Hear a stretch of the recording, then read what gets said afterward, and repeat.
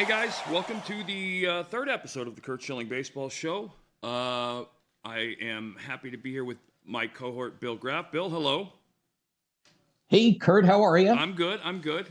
Things are cranking up, heating up, and a lot to get to today. So we're gonna fire out Let's of the get right gates. to it. Yeah. So the WBC starts this about 5 days from now.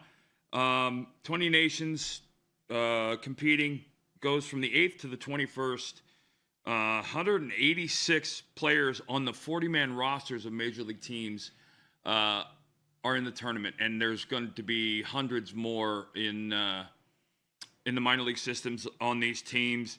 Astros, Cardinals are both sending 13 guys. Apparently, Dusty Baker says 11 of the 13 players he's planning on having on his opening day roster, and that's creating problems for him in planning and getting ready. But I'm going to back up a second. So, I don't really care about the position players in the sense that they'll be fine. They'll do what they need to do. They'll get their at bats, and spring training is usually not for them anyway. It's for pitchers. So I'm going to back up and explain something before we talk about this. There are 7 levels to effort for a pitcher to get ready for the season. And by that, I mean each level that you step up, the effort level intensifies, increases. And you can't replicate one level before you get there because it just, psychologically, it's just impossible to do. But that first level is when you start throwing. The second level is when you get to the mound for the first time and throw your first bullpen. The third level is going into spring training and throwing that first bullpen in spring training. That's just a different level of effort. Then you have batting practice, which is another level. And then you go to live hitters. And then you go to a spring training game. And during that spring training game, during spring training, there's an increase in effort based on pitch counts as you increase through spring training, get ready for opening day. And finally, 7 is opening day. That final day is opening day when you can't replicate that effort. And the reason I point these out is each level is where you'll find a pitcher getting hurt if a pitcher gets hurt. Moving up a level is a degree of intensity. Like I said, you can't replicate it until you get there. And the reason I'm mentioning this is because the WBC is day 7 of that program. There is the stadiums will be full. You're competing for something against guys who no one may know, but guys who are trying to win a job in spring training, trying to make a name or help their country win and all the things that go with that. But you're going from basically where these guys will be is level 4 or 5 or 6 to level 7. And I mention that again for this reason.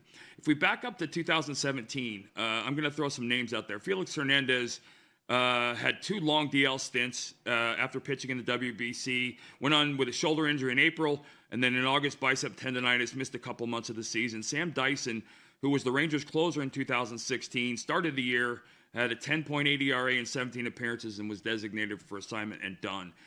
Danny Duffy, lefty for the Royals, power arm, had multiple stints on the DL after a phenomenal 2016.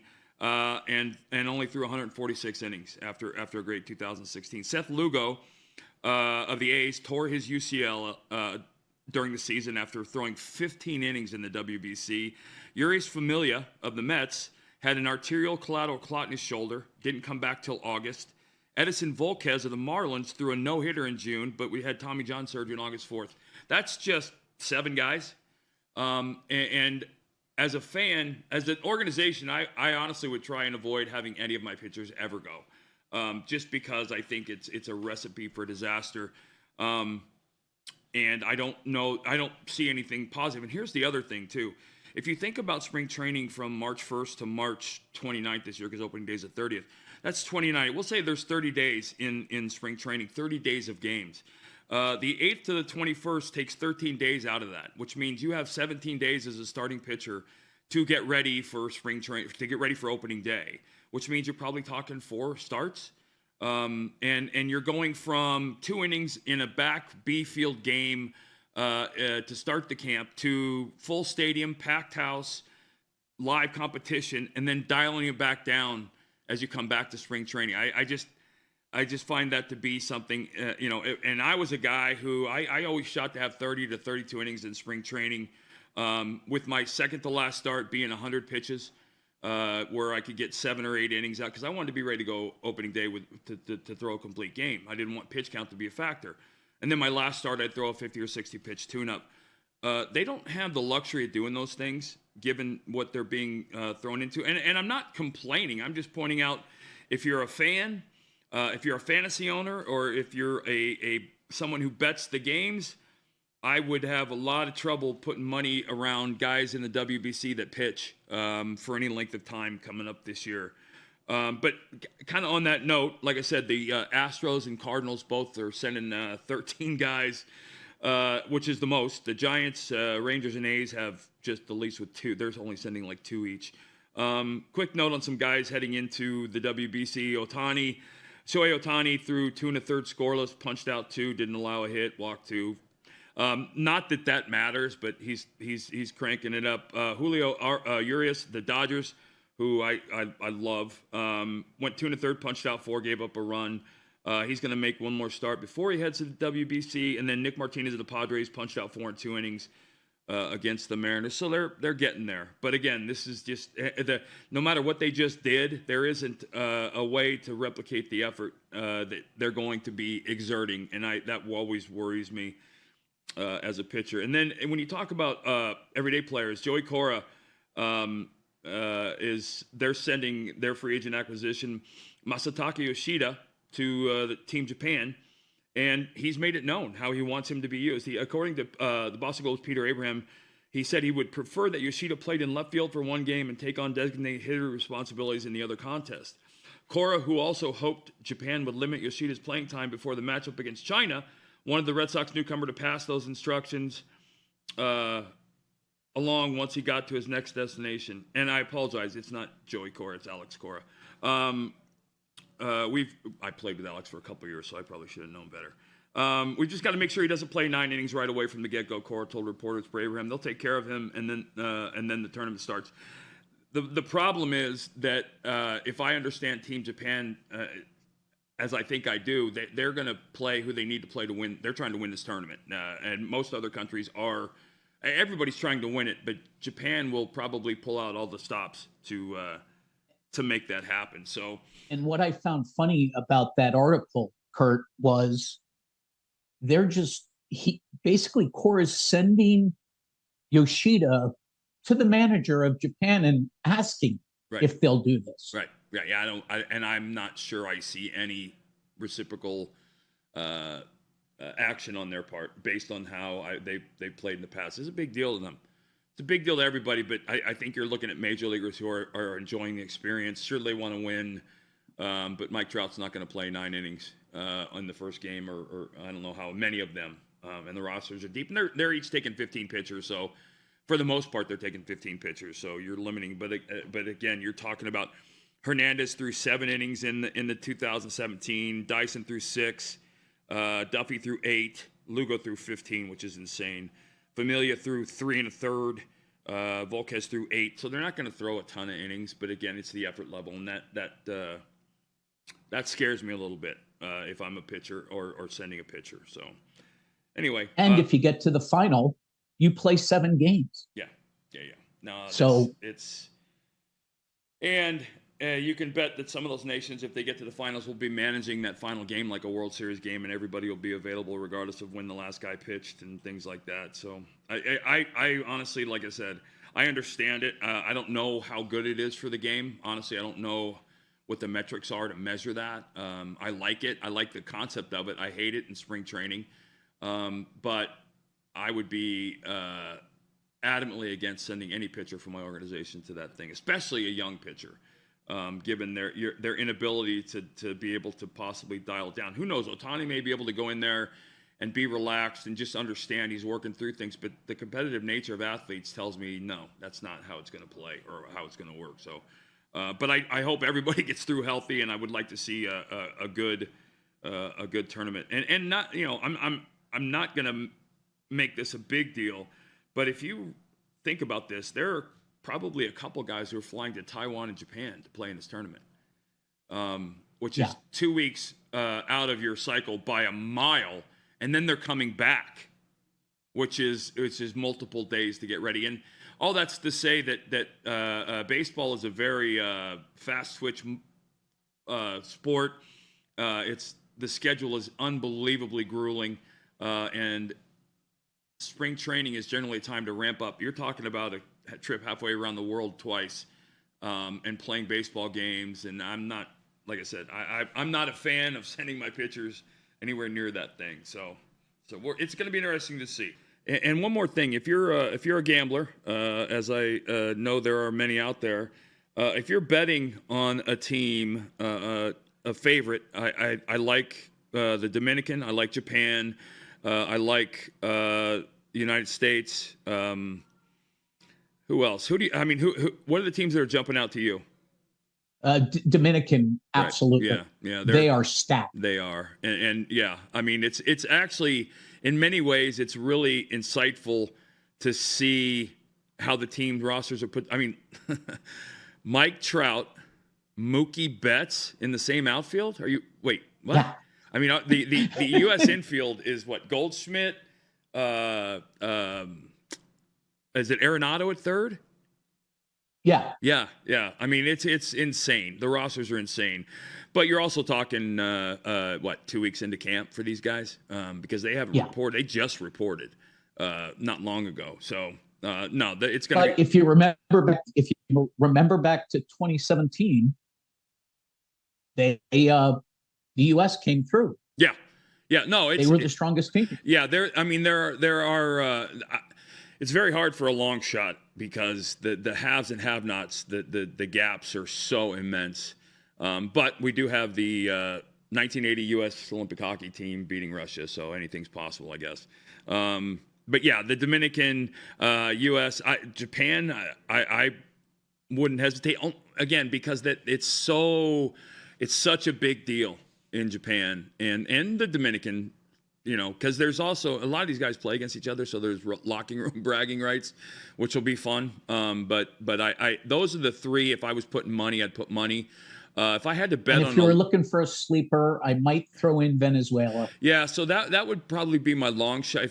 I don't know what their odds currently are today, but I would. I don't know what their odds are on DraftKings. That would be my long shot because they do have obviously some talented players on the roster, and this whole tournament, in my opinion, comes down to who your 15 pitchers are, because like I said, hitters are just juicing up, getting ready.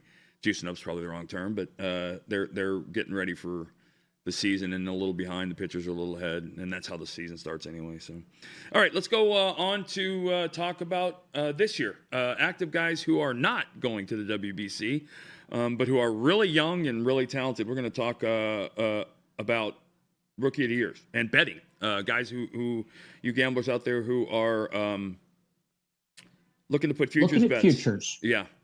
First of all, let me just say this. I know the odds may change a little bit. I would always, any futures bet in baseball, I would wait till the end of spring training. I know you probably don't get as good of odds, but the amount of injuries that happen in spring training dramatically change. And it's also where you get your long shots to pay off, because if you bet a long shot and a couple teams in that division ahead of them have injuries, then they're all of a sudden not the long shot they were when you bet them. So I get that. But if you go to DraftKings and look up the odds, or FanDuel, but I'm using DraftKings, you're going to see everybody's favorite, Diamondback Corbin Carroll. Now, this is, and I don't want to use the word special because it's too plain, but he's a special sort of kid. He is. I mean, when you hear a five-tool guy mentioned, it doesn't happen a lot. You think of your Ken Griffey Jr.'s and guys like that. A-Rod. This kid's a five-tool guy. So very impressive data you sent me. So he's plus 350, by the way, to be Rookie of the Year. And Bill, you sent me a couple notes that I found fascinating. Yeah. He produced the ball speed. What is it they call it? Off the bat. Ball speed off the bat. Exit velocity. Yeah. That's it. Of 109.1, which apparently is stratospheric. Last year he had a 107.5. He's 22 years old. I barring some catastrophic event in spring training, this kid's going to make the team, and he's going to be something special to watch for many years. Arizona is really a sexy team prospect-wise, but he's plus 350. Go ahead. He tripled today. Right. And they timed him from home to third, and it was 10 seconds. Yeah. It takes me 10 seconds. It took me 10 seconds to get the first. So, yeah, put that in perspective. Yeah, I mean, we're talking about, with the new stolen base rules, a kid that probably could steal 100 and probably, when his power fills out, be a 30 home run guy. Very, very uniquely talented kid. And I got to tell you, if you haven't read or heard about his story, go find it. It is one of the more fascinating stories you will ever see. Because physically, this kid isn't, you look at him and go, oh, okay. But he's all about it, and he's special. So Miguel Vargas, second baseman, infielder for the Dodgers. He's plus 750. Jordan Walker, the Cardinals, plus 750. I don't know that he's going to make the team, but the note you had is right. I think if he does make the team, he's going to hit big time power. The guy that I think probably might be a little bit of a sleeper and might be under the radar for a lot of people is Ezequiel Tovar, the shortstop for Colorado. He's plus 950. And the reason I like that is the reason you mentioned. He's playing half his games in Colorado. Now, it's a different field. Things are different now there. But the size of the outfield hasn't changed. And it's never been about the ball flying over the fence for pitchers in that ballpark. It's always about the size of the outfield. In Colorado, runners go first to third on every ground ball to the outfield. You're in scoring position at first base in Colorado. It's a drastically different offensive ballpark for guys that are contact hitters because the grass is so thick and high, and because outfielders it looks like two football fields in the outfield. It's so big, and it's one of the things I've always felt like the Rockies always needed to have three guys that could run track in the outfield because that outfield is monstrous. And you know, if you watch, one of the things to watch as a fan there too, the smart coaches, I think, you play your outfielders shallow because anything over your head generally is going out of the park in Colorado. So you want to take away the extra, the hits, the dinks that get over the infield because those are the ones that end up killing you. But he's plus 950. I like that. Kodai Senga for the Mets, pitcher. It's interesting to me. He's interesting to me. He's plus 750. Probably not bad money. Is it Ellie or Eli? Ellie, I'm going to say Ellie. Dela Cruz. Yeah, Ellie Dela Cruz, the third baseman for Cincy. Tool set off the charts. And if you want to come to the big leagues, Cincinnati's probably the organization to be doing in that since they have just about nobody to block. He's plus 1,200. I like him. And he's in a hitter's ballpark, which I like. If I'm betting, this is probably one of the guys I'm putting my money on is Andrew Painter from Philly, starting pitcher, right-handed pitcher. He's only 19. He's plus 1,200. He's in the upper 90s. Only has 6 minor league starts. He may not break camp. But they're trying to win a World Series, so I think if he's one of their 5 best, he's coming up. When he comes up, he's going to put up numbers. I really, really like him. And Brett Baty of the Mets, I love this guy. And I love the fact that he's playing for somebody. Hopefully, we'll be talking to on this show pretty soon. Buck Showalter, who is, I think, a phenomenal reader of people. He'll get the most out of this kid for a couple different reasons, and I think that the reasons are he'll understand the makeup. Buck understands these things. And if he wins that job, I think this kid is going to end up being a middle-of-the-order bat eventually. That is going to be the question, yeah, if he wins the job, because it is a battle. I just gave you odds on FanDuel. On DraftKings, Batty's plus 2,500, Painter's plus 1,500, Carroll's plus 380. A couple of the guys I want to mention. If you could tell from the first show, I'm in love with the Orioles and all of the minor league prospects and all the big league ready prospects that are in Baltimore. Gunnar Henderson's plus 300. Everybody's in love with this kid. I think he's going to be their guy when he breaks camp. But the guy I'm putting money on, if I'm betting right now, is Grayson Rodriguez. I think he's probably ahead of every young pitcher that I've seen. He's plus 1,000, and I don't know. I wouldn't have problem putting futures bet on him to get Cy Young votes if that's a thing.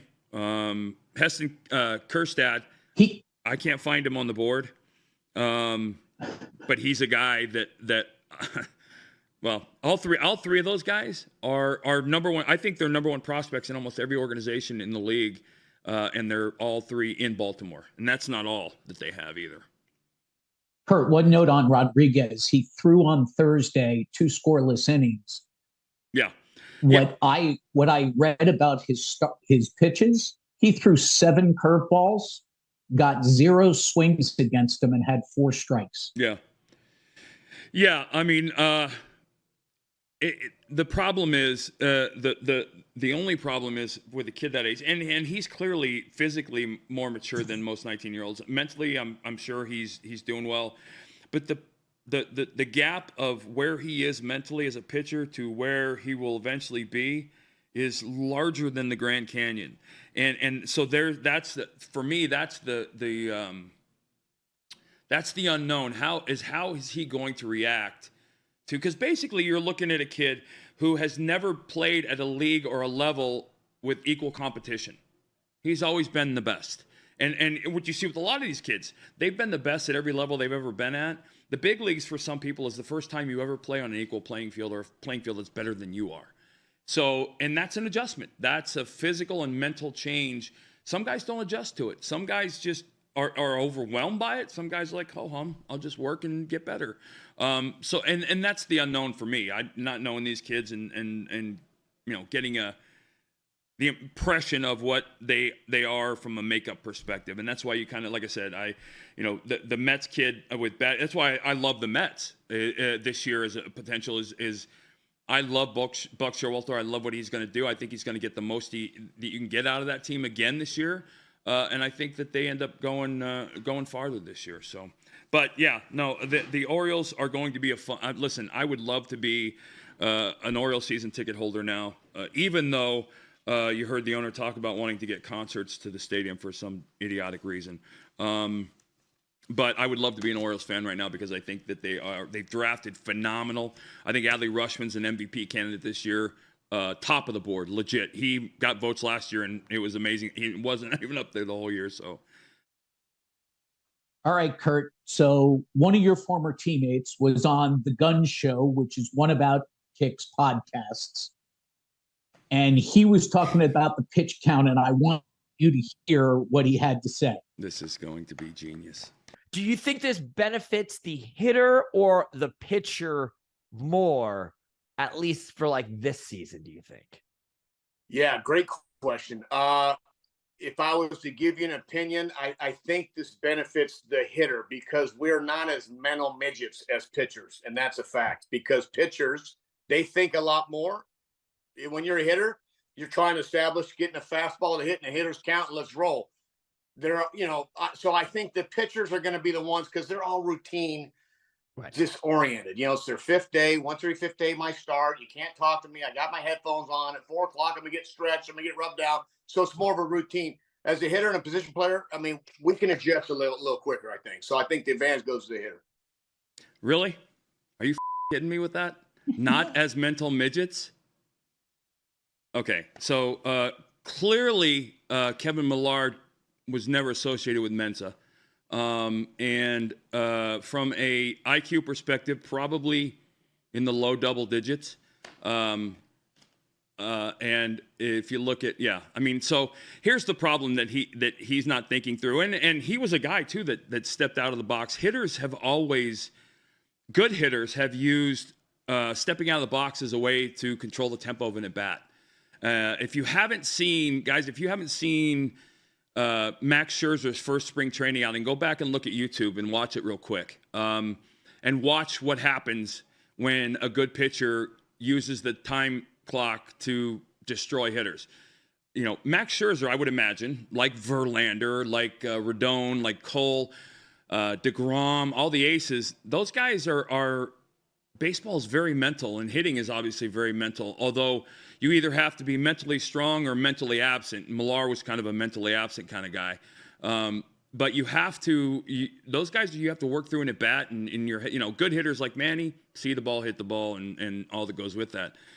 But they'll use stepping out as a tempo. And guys used to do it to me all the time because I worked very fast. They'd step out of the box. It didn't bother me. Guys used to do it to Nolan Ryan, and he would drill them, and they stopped doing it. So that went out of fashion. But anyway, if you watch the Scherzer start from earlier in spring training, and you watch, Bill, you remember Nomar Garciaparra? Like, Sure. How would his at-bats go now? He stepped out and readjusted his gloves every pitch. He'd be 0-2 half the time. Right. No, and I can think of a ton of guys who used to do that. Take their time. Lenny Dykstra, who we had on last week, our last show, he was a guy that took his time, and he told you that pace of an at-bat is the hitter can dictate it, not anymore. And I think good pitchers will gain far more of an advantage over hitters than any hitter could gain over a pitcher. Because like I said it very early on, the only pitchers this is going to affect are guys that aren't very good, because good pitchers work quick already. And I can tell you who's going to really benefit is the defense, your defense. If you're getting quick innings. I mean, I think I saw that there was a strikeout yesterday in 20 seconds. Wandy Peralta of the Yankees. 20 seconds for the entire at-bat. I mean, 3 pitches. Right. You go back and look at like Josh Beckett, 20 seconds was half the time he took between a pitch. It's mind-boggling. But yeah, I think it's gonna have a massive impact on the at-bats. It's definitely gonna speed the game up. I mean, that's no question. I think you're gonna see and there's not a lot of arguing to be done, right? The clock's in front of everybody. So it's going to be very interesting to see. And the problem I have with this is you're going to see crappy umpires become more a part of the game, which is a guy like Angel Hernandez is going to inject himself anytime he can. He already does, but he will do. This rule just gives him more opportunity to do that. A guy like C.B. Buckner, same way. And I think that's a bad thing. So anyway, the Brainiac Millar with a dumb quote and one that par for the course for that guy. So. Hey, we've been soliciting questions from around the viewers. Yep. And we've got some in, so I want to bounce a few of these off you. All right. While we still have time. Okay. Patrick Murray asks, was there any kind of a competition between you and Randy Johnson when you guys were on the Diamondbacks? And by the way, Patrick's mother thought you were the greatest guy. Well, thank you. Ever. Patrick, absolutely. For me, anyway, I absolutely competed and thrived on his excellence. You'd have to ask him. He was always very, I think he frowned on people asking him that question because he thought that he believed he was good whether I was there or not. I know I was better because of him. Absolutely, no question about it. I mean, here's a guy going out before me every 5th day who's doing things you've never seen before, and I got to follow that up. You know, I looked at it as an absolute challenge in a good way, and it was a great competition. I know I thrived off it and excelled because of it. Okay, Quentin Edwards asks, as a Hall of Fame pitcher, I would like to know what hitters gave you trouble and what about them gave you trouble. Well, I appreciate the Hall of Fame compliment, even though I don't have a plaque. But yes, I appreciate that. This is kind of an easy one. Right-handed, Derek Lee wore me out. Marquise Grissom wore me out. Early in his career, Mark Lemke wore me out. You notice there's a pattern with those last two guys. They're both under 6 feet tall. I had trouble with small guys early in my career. But Derek Lee wore me out. I could not get him out. Left-handed, I had 2 nightmare guys left-handed. Todd Helton was the worst. I hated facing him. I hated everything about his at-bats because I feel like he went like 15 for 5 off me without ever hitting a single. He hit a ball, and I'm going to tell you real quick, he hit a ball against me in Colorado. I'll never forget this. I threw a fastball, I think it was 96 or 97 miles an hour on the inside half of the plate, and he opened up and turned on it, and he hit it, and Rico Brogna, who was my first baseman at the time, jumped to catch the ball, and the ball went off the right field fence. He hit it that hard. It went off the right field fence, never got higher than 7 feet off the ground. And then Frank Catalanato wore me out. 2 guys I just could not get out. But yeah, and it wasn't, I mean, you know, there were some guys I can remember. Eddie Murray, I think I had Eddie Murray 0 for 31. I'll never forget this either. So I played with Eddie Murray. My first year I came up in 88. I was with Eddie Murray in Baltimore, and Eddie was a phenomenal guy to me. And then he went to the Mets, and I faced him, I think, 30 sometimes. He was 0 for 31, and I remember he was retiring, and he was with the Mets, and I said to myself, you know, this is probably the last time I'll ever face him. I'm going to have a Hall of Famer 0 for 32 in my book, and I'll be damned if he didn't hit a single up the middle in that last at bat. But yeah, those things, it's funny. The guys that I had in my book and the guys whose book I was in wouldn't be a lot of the names you'd think of. But those were the 4 guys that I can remember just wore me out. Yeah, I was expecting more big names from your career. Well, I think Todd Helton's a Hall of Famer, right? Definitely. And Eddie Murray. Right. But like Andre Scalaraga, I owned. It's weird who it was and who it wasn't. Yeah. I think Bonds hit more home runs off me than anybody. He hit 9, but I had faced him like 100 times, and he only hit like 240 something. But he got me a couple times. Last question I have for you, Charles Flaherty. Is there anybody besides you in the history of baseball that you would want on the mound in a Game 7? A win or die game? Win or die game. No. No. Your playoff record is unbelievable. What was it about you in playoff games? I absolutely relished the opportunity to be center stage when the most was on the line. I absolutely, and I think it goes back to how I was raised. My dad was the exact opposite of me in many ways. He was a man of very few words, but he never, ever, I never saw my father panicked. So I looked at that as I went into it thinking I have a chance to make people remember me for the rest of their lives tonight. And when you go into, in 1993, when we went into Atlanta for Game 5, Terry Mulholland said, this was when the tomahawk chop was politically okay. And this was when the Braves were at the beginning of that, that 90s run. And they were doing the tomahawk chop before the game, and I had walked down to the bullpen and warmed up. And coming off Game 1, I struck out the first 5 games. So my first playoff game, I struck out the first 5 hitters in the postseason I ever faced. And I remember, I didn't know till afterwards, Nolan Ryan and like Carl Hubble are the only 2 guys that ever did that. But we ended up winning that first game, and I was like, this is pretty cool. We go to Game 5, and I get done with my warm-up, and I come back to the bench, and Terry Mulholland looks at me, and it's loud. He goes, just think, man. You have the ability to make every one of these people shut up. And I was like, oh, damn, yeah. And then I went out and shut them out for 9 innings and did that. And I cherished that. I relished that. I looked forward to that. There were a lot, and I always said that there were 2 types of players in October. There were the guys paralyzed by fear and the guys motivated by fear. And I was always motivated. Fear of failure was probably the single strongest thing in my career to motivate me. So I loved it. I loved every second of those games. That's tremendous, Curt. Just tremendous. Well, that's all we got time for this week. Another good week. We're back again next Tuesday. Yep. The WBC will be kicking off. We'll have a lot to talk about. Absolutely. All righty, bud. You have a good night, and we'll talk to you next week. All right.